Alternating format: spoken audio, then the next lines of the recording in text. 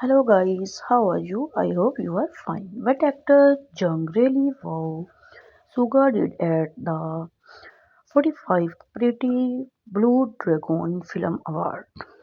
For the most part was unexpected in a generally big way.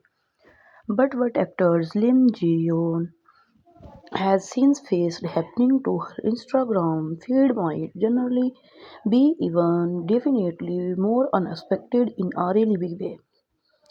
Confidence growth and particularly big dramas.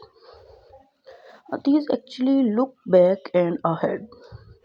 On 29 November 2024, Jung Woo Sunga made his first actually public appearance at the award show since the news of his having a son with model moon Gabby broke. There was as unexpected the award for his huge kind of hit K movies 12.12 the day he addressed the Pretty Sandal surrounding his personal life in a subtle way.